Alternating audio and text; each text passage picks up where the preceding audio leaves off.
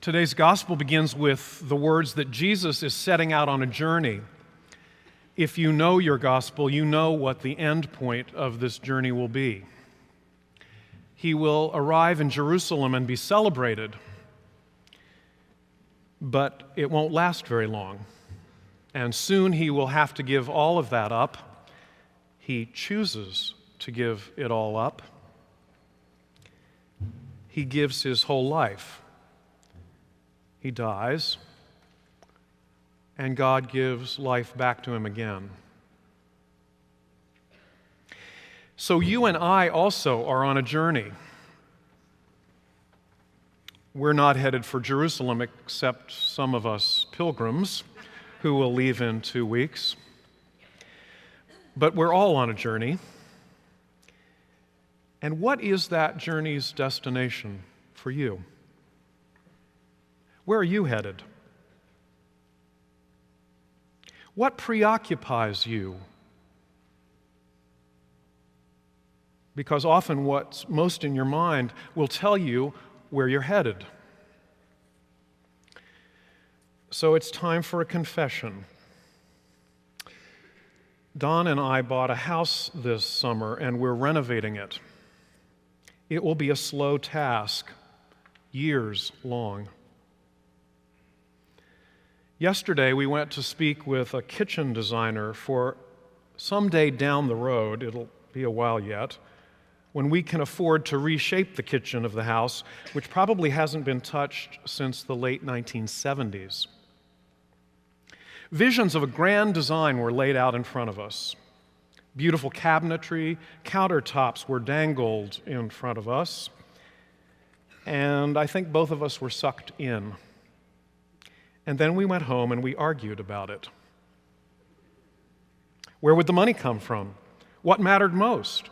What about this detail or that detail? And planning and executing these designs, how were we going to do this? What a journey. Later in the day, we made up. And I think, at least in the back of my mind, was this gospel. And the journey that we're all on, that is about things much more important than kitchens. Our journey begins in God and returns to God. It's a truism. We say it so easily, but if it's really true, then we know where our journey began and where it will end. The bigger question is, what about in between? What about in between? What destination matters to you in between? The rich man in this story has a right focus. Let me say that again. He has a right focus. Before Jesus heads for Jerusalem, he wants to have a talk with him, and so he runs up and kneels at his feet and asks, so if I want the destination of my journey to be eternal, what do I need to do? He's asking the right question, or at least partly the right question. Is that the question you're asking?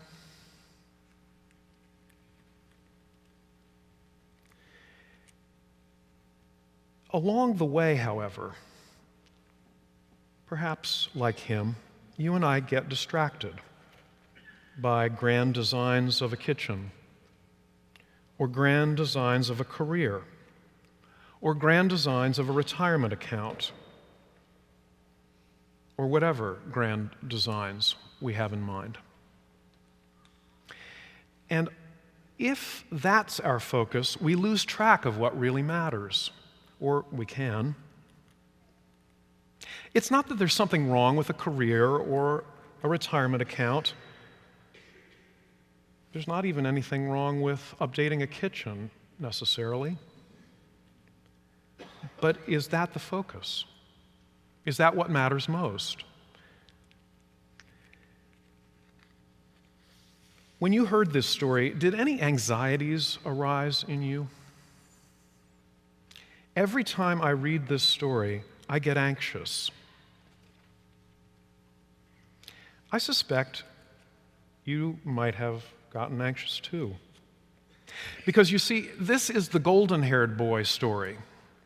I had golden hair when I was younger. He'd done everything right. He'd made it. He was even religious.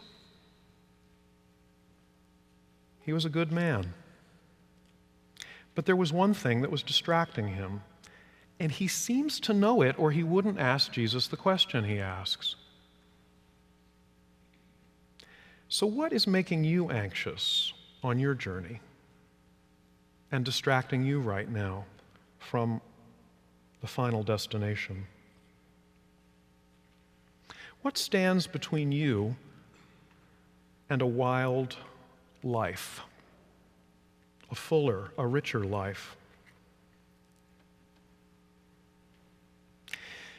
Now, if you begin to name physical things, and who wouldn't? Jesus, in another place in the Gospel, says, well, God knows that you need those things, and God will provide. But most of us don't really believe that. And so those physical things begin to get in the way.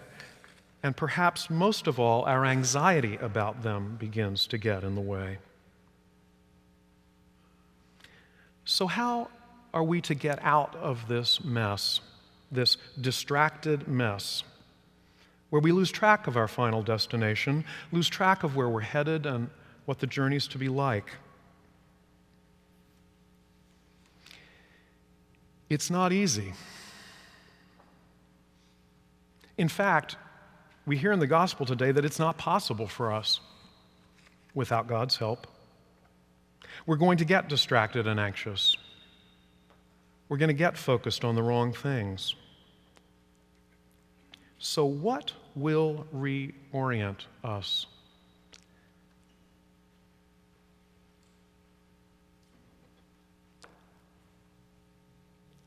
Yesterday, here in this church, the former youth minister, Emily Beale, married a man from South Africa.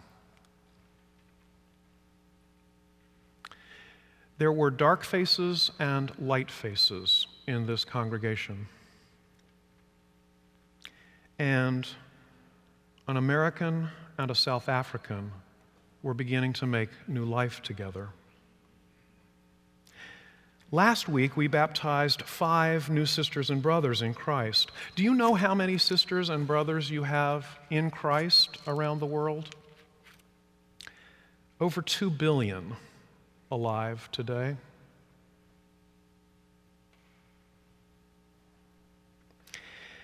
I begin to wonder what it would be like if our focus wasn't on kitchens or career or retirement accounts, but on our brothers and sisters, on Andre October, that's Emily's husband's name, and his family in South Africa, or our brothers and sisters in Nigeria, or Syria, or Palestine, or Roxbury. What if we asked, what would make life wild and precious right now?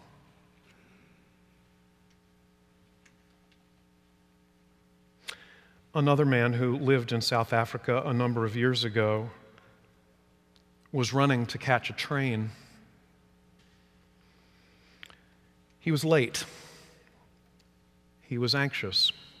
As he stepped aboard the train, one of his shoes fell off on the track, and he turned on the platform and took his other shoe and threw it to land as close to the missed shoe as he could. His companion asked him what he was doing, and Gandhi said, "The poor man who finds the shoe lying on the track will now have a pair he can use."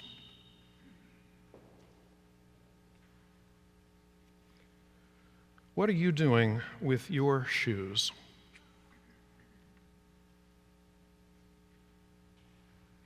If one shoe or some little part of your life slips out of your control, what do? I get anxious. Gandhi didn't. Could we find a way to make what has slipped out of our power useful for someone else? Someone who's poor, someone who's persecuted in Nigeria or Syria or Palestine? Could we see what slipped out of our power and instead of being anxious about it, simply give it? Simply. Would that it were so simple.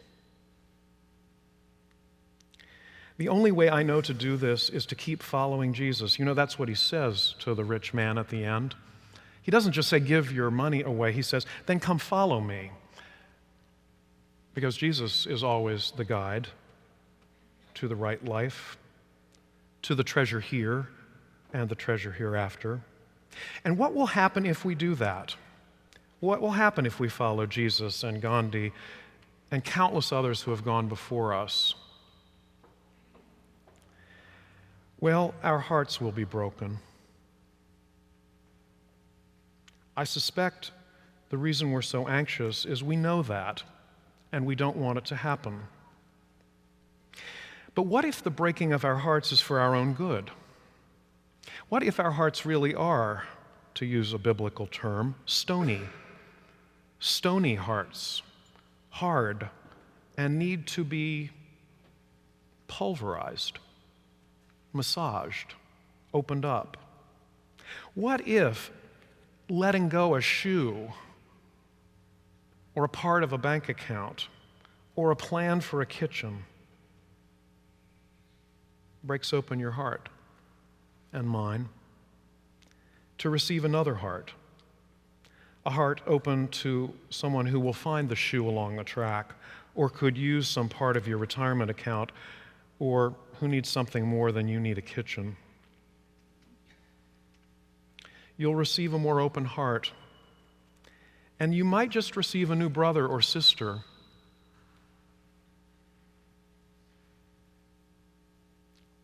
whose hurt you will feel, for whom you will no longer be isolated or insulated the way that our riches isolate and insulate us. And this will be the beginning of a different world. It will be what Jesus calls the kingdom, the place where God is reigning in you and in your brother or sister. In fact, in billions of brothers and sisters, as you share, as you find that your heart has been widened and deepened, as you find Jesus in them and they find Jesus in you, and together we find God. So what will you do with your one wild and precious life and with your missing shoe?